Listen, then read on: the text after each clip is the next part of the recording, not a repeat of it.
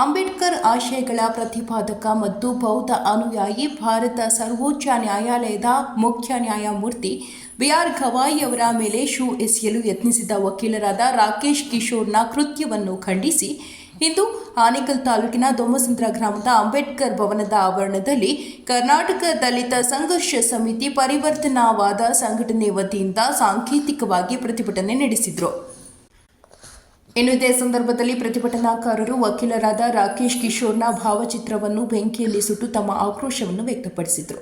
ಇನ್ನು ಪ್ರತಿಭಟನೆಯಲ್ಲಿ ದೊಮ್ಮಸಂದ್ರ ಗ್ರಾಮ ಪಂಚಾಯಿತಿ ಸದಸ್ಯರಾದ ನಾರಾಯಣಸ್ವಾಮಿ ಮೊದಲಿಯಾರ್, ಆರತಿ ಗೌಡ, ಕರ್ನಾಟಕ ದಲಿತ ಸಂಘರ್ಷ ಸಮಿತಿ ಪರಿವರ್ತನಾವಾದ ದೊಮ್ಮಸಂದ್ರ ಮುನಿರಾಜು, ನಾರಾಯಣಸ್ವಾಮಿ, ಅಣಕನಹಳ್ಳಿ ಕೃಷ್ಣಪ್ಪ, ಜಗದೀಶ್, ಎಂ ಸುಚಿತ್, ಶಶಿ, ಗಜೇಂದ್ರ, ಮನೋಜ್ ಮತ್ತಿತರರು ಹಾಜರಿದ್ದರು.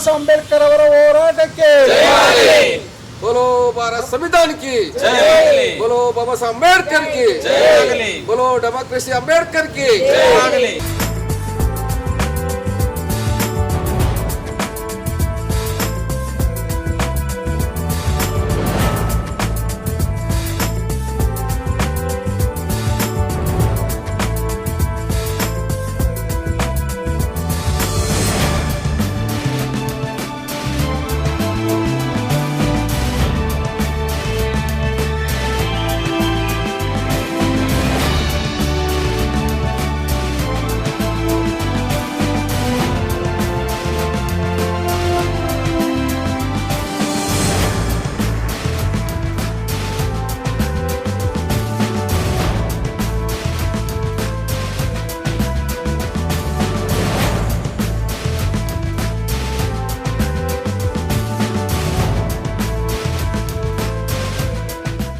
ಏನಿವತ್ತು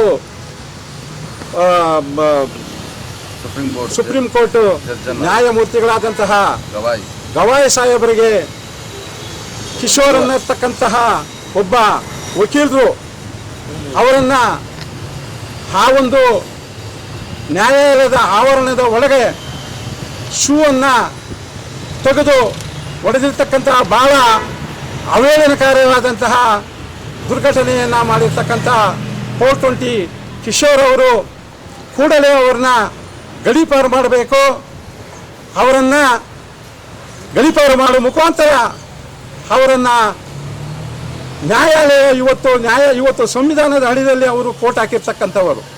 ಇವತ್ತು ಆ ಸಂವಿಧಾನದ ಅಡಿನಲ್ಲಿ ಕೋಟ್ ಹಾಕಿರ್ತಕ್ಕಂಥವರೇ ನ್ಯಾಯಾಲಯದಲ್ಲಿ ನ್ಯಾಯಮೂರ್ತಿಗಳಾದಂತಹ ರಾಷ್ಟ್ರಪತಿಗಳಿಗೆ ಅವರು ಆ ಒಂದು ಸಂವಿಧಾನ ವಿಚಾರವನ್ನು ತಿಳಿಸಿಕೊಟ್ಟಂತಹ ಮಹಾನ್ ನಾಯಕ ಗವಾಯಿ ಸಾಹೇಬ್ರವರು. ಅಂತಹ ಒಂದು ಹಿರಿಯ ಜಡ್ಜ್ ಆಗಿರ್ತಕ್ಕಂಥ ಗವಾಯಿ ಸಾಹೇಬರಿಗೆ ಭಾಳ ಅವಮಾನವಾದಂಥ ಕೆಲಸವನ್ನು ಮಾಡಿರ್ತಕ್ಕಂಥ 420 ಕಿಶೋರ್ ಅವರು. ಬಂಧುಗಳೇ, ಇವತ್ತು ಇಡೀ ರಾಜ್ಯದಲ್ಲಿ ಭಾಳ ಒಂದು ನೋವಿನ ಸಂಗತಿ ಅಂತಾಗಿದೆ. ಯಾಕಂದರೆ ಇವತ್ತು ಹುನ್ನಾರಗಳು ನಡೆಸ್ತಾ ಇದ್ದಾರೆ. ಈ ಹುನ್ನಾರಗಳಿಂದ ಇವತ್ತು ಕಿಶೋರ್ ಅವರು ಹುನ್ನಾರಗಳಿಂದ ಇವತ್ತು ಅವರನ್ನು ಮಾಡಿರ್ತಕ್ಕಂಥದ್ದು ಏನು ಈ ಬಜರಂಗ ದಳ RSS ಹುನ್ನಾರಗಳಿಂದ ಇವತ್ತು ಅವ್ರನ್ನ ಅವಮಾನ ಮಾಡಿರ್ತಕ್ಕಂಥ ಕೆಲಸ ಬಂಧುಗಳೇ. ಹಾಗಾಗಿ ಇವತ್ತು ಅವರ ವಿರುದ್ಧವಾಗಿ ಇಡೀ ರಾಜ್ಯದಲ್ಲಿ ಎಲ್ಲ ಕಡೆಯೂ ಸಹ ಪ್ರತಿಭಟನೆಗಳು ಮಾಡುವುದರ ಮುಖಾಂತರ ನಾವು ಇಡೀ ಎಲ್ಲ ಪರ ಸಂಘಟನೆಗಳು, ರೈತ ಪರ ಸಂಘಟನೆಗಳಾಗಿರ್ಬೋದು, ರಕ್ಷಣಾ ವೇದಿಕೆಯವರಾಗಿರ್ಬೋದು, ದಲಿತ ಪರ ಸಂಘಟನೆಗಳಾಗಿರ್ಬೋದು, ಇಡೀ ರಾಜ್ಯದಲ್ಲಿ ಅವರು ಆ ಒಂದು ಕೈಗೆತ್ತಿ ಅವರ ಮಾಡಿರ್ತಕ್ಕಂಥ ಕೃತ್ಯವನ್ನು ಖಂಡಿಸುವುದರ ಮುಖಾಂತರ ನಾವು ದಲಿತ ಸಂಘ ಸಮಿತಿ ಪರಿವರ್ತನವಾದ ಅಣಕನಹಳ್ಳಿ ಕೃಷ್ಣಪ್ಪ, ಏನು ಇಲ್ಲಿ ಬಂದಿರ್ತಕ್ಕಂಥ ನಮ್ಮ ನಾರಾಯಣಸ್ವಾಮಿ ಅವರು, ನಮ್ಮ ಹಿರಿಯ ಹೋರಾಟಗಾರರಾದಂಥ ಮುನ್ರಾಜಣ್ಣವರು, ನಮ್ಮ ಗ್ರಾಮ ಪಂಚಾಯತಿ ಸದಸ್ಯರಾಗಿರ್ತಕ್ಕಂಥ ಆರತಿ ಗೌಡ ಅವರು ಎಲ್ಲರೂ ಸೇರಿ ಇವತ್ತು ಈ ಕೃತ್ಯವನ್ನು ದೊಮ್ಮಸಂದ್ರ ಗ್ರಾಮದಲ್ಲಿ ಒತ್ತಾಯ ಮಾಡ್ತಾ ಇದ್ದೇವೆ. ಜೈ ಭೀಮ್, ಜೈ ಭಾರತ್. ಬಂಧುಗಳೇ, ಇಂದು ಏನು ನಾವಿಲ್ಲಿ ದೊಮ್ಮಸಂದ್ರ ಭಾಗದಲ್ಲಿ ಅಂಬೇಡ್ಕರ್ ಭವನದಲ್ಲಿ ನಾವೆಲ್ಲ ಇವತ್ತು ಏನಕ್ಕೆ ಸೇರಿದ್ದೇವೆ ಅಂತ ಹೇಳಿದ್ರೆ, ಈಗಾಗಲೇ ದೇಶದಾದ್ಯಂತ ನಿಮ್ಗೆಲ್ಲರೂ ಗೊತ್ತಿರ್ತಕ್ಕಂಥ ಮಾಹಿತಿ ಏನಂತಂದರೆ, ಇವತ್ತು ವಿಷಯ ಅಂತ ಹೇಳಿದ್ರೆ ಬಿಆರ್ ಗವಾಯಿ ನಮ್ಮ CJ ಆಗಿರ್ತಕ್ಕಂಥ ನಮ್ಮ ಉಚ್ಚ ನ್ಯಾಯಾಧೀಶರಾದ ಬಿಆರ್ ಗವಾಯಿ ಅವರ ಮೇಲೆ ಯಾರೋ ಒಬ್ಬ ವ್ಯಕ್ತಿ ಕಿಶೋರ್ ಅಂತಕ್ಕಂಥ ಒಬ್ಬ ಕೋಮುವಾದಿನಿ ಅಂತ ಹೇಳ್ಬೋದು. ಯಾಕಂದರೆ ಒಬ್ಬ ಲಾಯರ್ ಆಗಿ ಒಬ್ಬ ನ್ಯಾಯಯುತವಾದ ಕೃತ್ಯಗಳನ್ನು ನೀವು ತೊಡಗಿಸಬೇಕು. ಒಬ್ಬ ಲಾಯರ್ಗೆ ಫಸ್ಟ್ ಬೇಕಾಗಿದ್ದು, ಮೊದಲು ಬೇಕಾದ ಆದ್ಯ ಕರ್ತವ್ಯ ಏನಂದರೆ ಆತ ಸಮಾಜದಲ್ಲಿ ಹೇಗೆ ನಡ್ಕೊಳ್ಬೇಕಂತಕ್ಕಂಥದ್ದು. ಆ ಒಂದು ಸಮಾಜದಲ್ಲಿ ಆತನ ನಡತೆ ಹೇಗೆ ಆಗಿದೆ ಅಂತಂದರೆ, ಇವಾಗ ನಾವು ಒಬ್ಬ ವ್ಯಕ್ತಿ ಲಾಯರ್ ಆದರೆ ಆತನ ನೋಡಿ ಇನ್ನೂ 4-6 ಜನ ಕಲಿತಾರೆ ಅಂತ ಹೇಳ್ಬಿಟ್ಟು, ಅಂಥ ಸಂದರ್ಭದಲ್ಲಿ ನ್ಯಾಯಾಲಯ ಅಂತಕ್ಕಂಥ ಒಂದು ನಮಗೆ ಪವಿತ್ರವಾದ ಸ್ಥಳ ಒಬ್ಬ ಲಾಯರ್ ವಕೀಲರುಗಳಿಗೆ.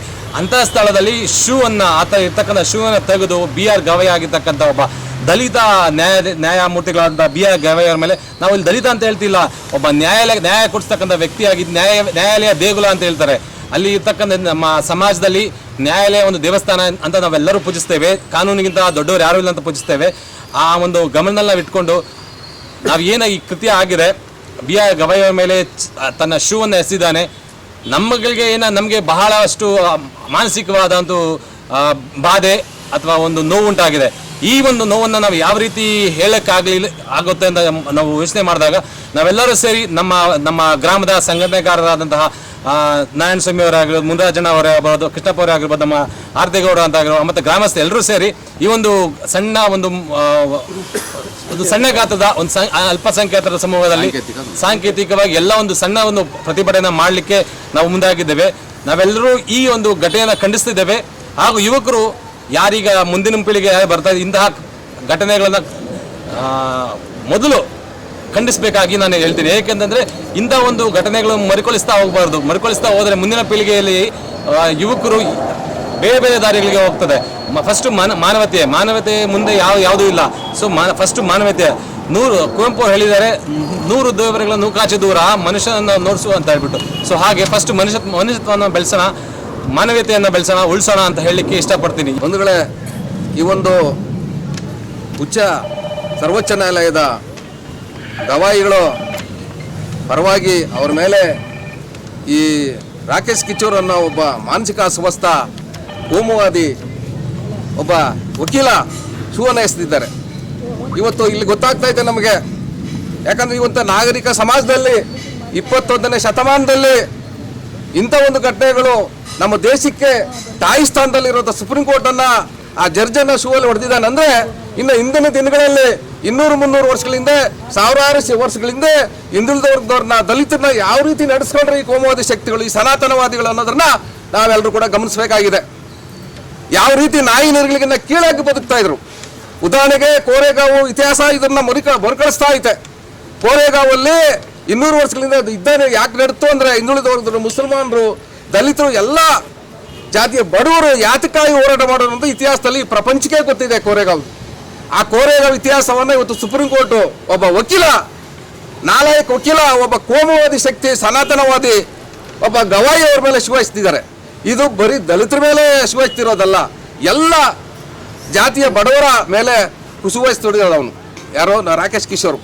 ಅದರಿಂದ ಈ ಒಂದು ಘಟನೆನ ನಾವು ಸಂಪೂರ್ಣವಾಗಿ ಖಂಡಿಸಿ ಅವನಿಗೆ ಧಿಕ್ಕಾರ ಹೇಳುವ ಮುಖಾಂತರ ಇನ್ನು ಮುಂದೆ ಈ ಥರದ ಒಂದು ಘಟನೆಗಳು ನಡೆಯಬಾರದು ಈ ದೇಶದಲ್ಲಿ ಅನ್ನೋ ಉದ್ದೇಶದಿಂದ ನಾವು ಒಂದು ಸಣ್ಣ ಪ್ರಮಾಣದಲ್ಲಿ ಈ ಜನ ಎಲ್ಲ ಸೇರಿಸಿ, ಹಿಂದುಳಿದ ವರ್ಗದವರು, ದಲಿತರು ಎಲ್ಲರೂ ಕೂಡ ನಾವು ಒಟ್ಟಾಗಿ ಸೇರಿ ಈ ಒಂದು ಘಟನೆಯನ್ನು ಖಂಡಿಸಿ ನಾವು ಈ ಕಾರ್ಯಕ್ರಮವನ್ನು ಆಯೋಜನೆ ಮಾಡಿದ್ದೀವಿ. ಇನ್ನು ಮುಂದೆ ಈ ಥರ ಘಟನೆಗಳು ನಡೀಬಾರ್ದು. ನಾವೆಲ್ಲರೂ ಕೂಡ ಹಿಂದುಳಿದ ವರ್ಗದವರು, ದಲಿತರು, ಅಲ್ಪಸಂಖ್ಯಾತರ ಒಗ್ಗಟ್ಟಾಗಿ ಈ ದೇಶವನ್ನು ಕಾಪಾಡಬೇಕಾಗಿದೆ. ಈ ದೇಶ ಇವತ್ತು ಕೋಮುವಾದಿ ಶಕ್ತಿಗಳ ಕೈಯಲ್ಲಿದೆ. ಇದು ಅಪಾಯಕಾರಿ ಪರಿಸ್ಥಿತಿ ಆಗಿದೆ. ಇವತ್ತು ಯಾರು ಹೋಮ್ ಮಿನಿಸ್ಟ್ರು ಅಮಿತ್ ಶಾ ಸುಮ್ಮನೆ ಕಣ್ಣುಮುತ್ತು ಕುಡಿದು ಜಾಣತನದಿಂದ ಕೂತಿದ್ದಾರೆ, ಏನು ಮಾತಾಡ್ತಲ್ಲ. ಅವರು ನರೇಂದ್ರ ಮೋದಿ ಕೂಡ ಏನು ಮಾತಾಡ್ತಾ ಇಲ್ಲ. ಅಂದರೆ ಇವರು ಮನಸ್ಥಿತಿ ಹೆಂಗಿರ್ಬೋದು ಅನ್ನೋದನ್ನ ತಾವೆಲ್ಲರೂ ಗಮನಿಸ್ಬೇಕಂತ ಹೇಳ್ತಾ ನನ್ನ ಮಾತನ್ನು ಮುಗಿಸ್ತೇನೆ. ಜೈ ಭೀಮ್, ಜೈ ಭಾರತ್.